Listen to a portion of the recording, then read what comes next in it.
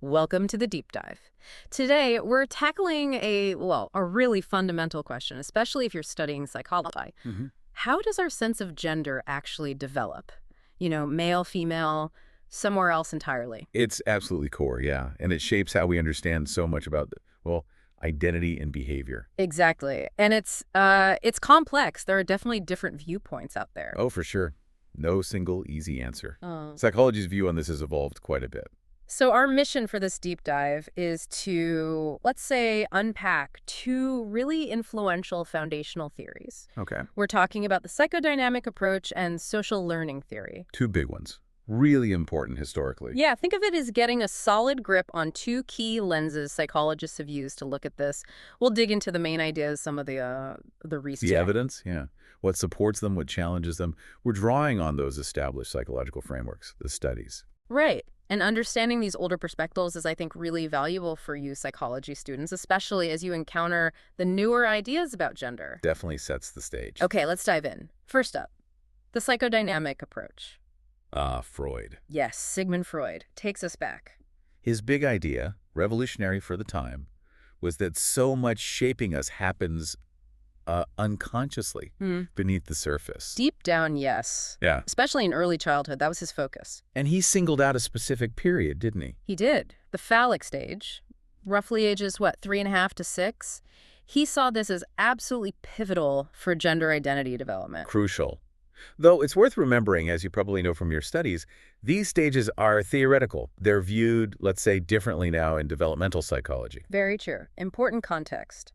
So the phallic stage, what did Freud think was going on there that was so central to our gender? Okay, so two main processes, according to Freud. They're linked. Identification and internalization. Identification and internalization. Right. Identification is basically the child starting to see themselves as being like their same-sex parent, aligning with them. Kind of like, oh, I'm like dad, or I'm like mom. Exactly.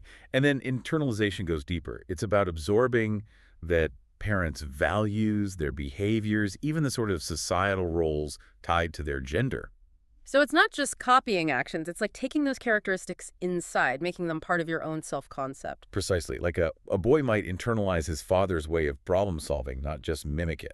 Got it. And this all fits into Freud's broader theory of psychosexual stages, right? There were 5. That's right. Oral, anal, phallic, latency in general. But for gender identity, Freud really zoomed in on that phallic stage. Because that's when children become aware of Well, genitals. yes, and according to Freud, experience unconscious desires and, importantly, anxieties related to them. Okay, so this leads us to the really famous part, the Oedipus complex for boys. The Oedipus complex, yes, classic Freud. So the theory goes, a boy in the phallic stage develops this unconscious desire for his mother Right. and sees his father as a rival for her affection, a competitor. Which sounds like a recipe for trouble. Well, it leads to anxiety, Oh. specifically what Freud termed castration anxiety. Castration anxiety, that's intense. It is a deep unconscious fear that the father will punish him for these desires and rivalry, by castrating him. Wow, okay. So how does the poor kid resolve this, according to the theory? Through identification. That's the key mechanism for resolution. Back to identification. Yes.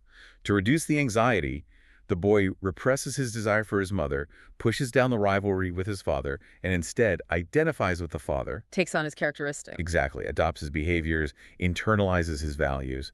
And Freud argued this internalization is also crucial for developing the superego. The conscience, our internal moral compass. Right.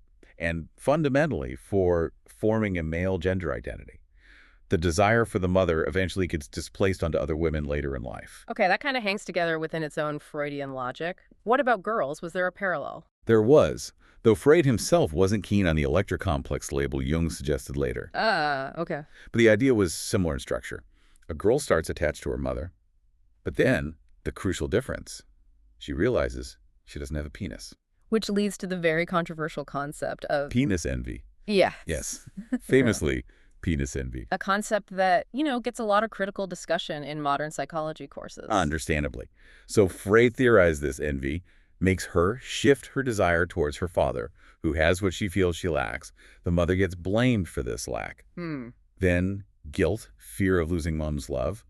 It leads her to identify with the mother, internalize her ways, again forming the superego and female gender identity. And the penis envy. It gets sublimated eventually into a desire for a baby, in Freud's view. So quite a different pathway, and often challenged. Did Freud offer any, evidence for these ideas, case studies? Yes, the most famous one supporting the Oedipus complex, at least, is the case of Little Hans from 1909. Little Hans, Right. right. The boy with the horse phobia. Exactly. Hans was terrified of horses. Freud interpreted this phobia symbolically. How so? He saw the horse as representing Hans's father, and the fear of being bitten by the horse as representing his castration anxiety, fear of the father figure. Okay, so that was presented as support. But thinking about research methods, something you psychology students are always evaluating, what are the problems with relying on a single case like Little Hans? Oh, huge limitations. Absolutely. For one, interpretations are inherently subjective. Freud was looking through his own psychoanalytic lens, wasn't he? Right. You see what you're looking for, maybe? Potentially. And you can't really generalize from one unique individual to everyone. Plus, the core concepts, unconscious desires, anxieties, they're incredibly hard to test scientifically, empirically. Yeah, that lack of testability is a major hurdle for the psychodynamic approach from a scientific perspective. What other big criticisms are often raised? Well, the generalizability issue is key. Freud mostly studied patients, people seeking therapy, not necessarily representative of typical development. Good point. And the theory is so rooted in early 20th century Vienna, concepts like penis envy. Well, many see them today as reflecting the sexist attitudes of that time. Definitely feels dated in that respect. And crucially for today, it doesn't really account for diverse family structures, does it? Same-sex parents, single parents. The theory is built on a very traditional model. Has later research looked specifically at that? At whether you need an opposite-sex parent figure for typical gender development? Yes, definitely. There was a notable study, Kirkpatrick and colleagues back in 1981. What did they find? They compared kids raised by heterosexual parents with kids raised by lesbian parents and found no significant differences. No difference in gender identity. Or gender role behavior, Yeah. or even later sexual orientation. So that directly challenges Freud's emphasis on needing that specific opposite-sex dynamic for identification. That's pretty compelling counter-evidence. It is. So while Freud's ideas were groundbreaking for drawing attention to early childhood and the unconscious, modern psychology views them critically. The lack of solid evidence, the cultural biases, they're significant. The takeaway isn't the literal Oedipus complex, maybe, but the historical impact highlighting early development's importance. That's a really balanced way to put it. Okay, so that's the psychodynamic view. Let's shift gears now. Completely different angle. Social learning theory, SLT. Right. A much more modern perspective in many ways, focuses on observable learning. Less about the hidden unconscious, more about what's happening out in the environment. Exactly. Key figures like Albert Bandura. The idea is we learn gender identity mainly by watching and imitating others. Role models, parents, peers. And getting feedback. And getting feedback, yes. Reinforcement. It's about learning through observation and consequences. So for gender development specifically, what are the core SLT concepts we need to nail down? Okay, three main ones. Modeling, imitation, and reinforcement. Modeling, imitation, reinforcement. Modeling is just observing others' behavior, especially people we identify with, like a same-sex parent or friends. Imitation is copying that behavior. Straightforward enough. And reinforcement is the crucial feedback loop. Positive reinforcement praise for gender-appropriate play, say, makes you do it more. And negative reinforcement or punishment. Discouragement, disapproval for playing with opposite gender toys, maybe. That makes you less likely to do it again. So parents are obviously huge here, right? As the first models, the first ones giving out that praise or disapproval. What does the research show about parental influence from an SLT angle? Oh, lots. Some classic studies.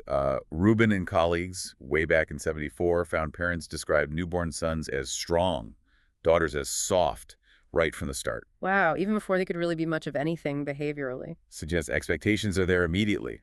Then culp at all. In '83, observed adults actually playing differently with babies depending on whether they thought it was a boy or a girl. Handling them differently. Yeah, more stereotypically.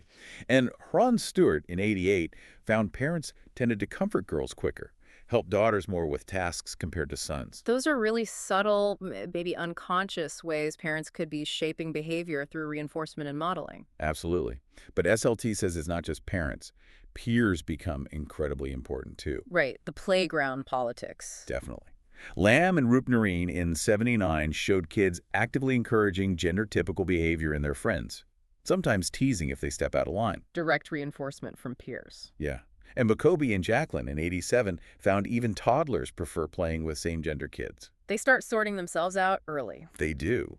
And McCoby later, in 1990, talked about how this self-segregation creates these gendered environments where specific norms and behaviors get learned and reinforced even more strongly within those groups. So the social world, adults and peers, basically teaches kids the rules of gender. But SLT isn't without its critics either, is it? What are some limitations? No theory is perfect. A main criticism of SLT is, okay, it explains how gender roles are learned at observation, reinforcement, but not really where they came from in the first place. The origins. It describes the transmission mechanism, not the source code, maybe. Kind of, yeah. Also, it can feel a bit simplistic sometimes. It risks overlooking biological factors that might influence predispositions. It leans heavily on everything being learned. Limited predictive power, perhaps? If biology plays a role it doesn't account for. Potentially. And sometimes the research doesn't show that direct link you'd expect. Like what? Well, there's a study by Smith and Daglish in 1977. They looked at parents' stated beliefs about gender roles and their toddlers' actual gender-typed behavior. No connection. They didn't find a significant correlation, which suggests the link between what parents say they believe and how kids actually behave might be more complex than simple SLT would predict. Maybe indirect influences are stronger, or kids are picking things up elsewhere too. Interesting. So SLT offers valuable insights into social influence, but maybe not the whole picture. Exactly. It's a powerful piece of the puzzle, but likely not the only piece. Okay, so we've explored two really different theories. Psychodynamic unconscious conflict, identification, early childhood focus. Social learning theory observation, imitation, reinforcement, ongoing social influence. For you psychology students listening, seeing them side by side is key. Let's quickly recap the main contrasts. Good idea. So, root of gender identity. Psychodynamic says unconscious conflict, identification. SLT says observation, imitation, reinforcement. Key theorists. Freud, maybe Jung for psychodynamic, Bandura and others for SLT. Right. Critical age. Phallic stage, like 3.5 to 6, for psychodynamic. SLT sees it as more ongoing through childhood, even adolescence. Role of parents. Psychodynamic sees that same-sex parent identification as absolutely fundamental, critical. Whereas SLT sees parents as important models and reinforcers, but also highlights peers, media, the broader social world. Supporting evidence. Psychodynamic leans on case studies like Little Hans. SLT has more experimental and observational studies on modeling, peer influence, etc. Yep. And limitations. Psychodynamic. Yeah. Not easily testable, dated concepts, ignores family diversity. And SLT. Criticized for not explaining the origin of roles, potentially downplaying biology, and some studies showing less direct links than expected. Exactly. So understanding both these frameworks, their strengths, their weaknesses, gives you a much richer perspective on this incredibly complex topic of gender development. Definitely. One dives deep inside the mind, the other looks outwards at the social environment. And knowing these foundational theories helps you understand where current thinking comes from, how modern ideas build on, react against, or integrate parts of these older perspectives. So as you think about these two theories, the internal unconscious focus versus the external learned focus, it does make you wonder, doesn't it? What else is going on? Yeah, what other factors play a part? Exactly. Like what about biology, hormones, brain differences, and broader culture, not just immediate family and peers, but societal norms, media messages? And what about the individual's own sense of self, their agency in shaping their identity? All crucial questions that contemporary psychology grapples with. So thinking about how psychodynamics and SLT fit in, or maybe where they fall short, how might they still inform research today? How do they help us frame the ongoing questions about gender's complexities? It's a field that keeps evolving. Your grasp of these core ideas is really just the starting point. Absolutely. It's a dynamic area in psychology. And these foundational perspectives, even with their limitations, are essential building blocks for understanding where we are now and where the questions might lead next.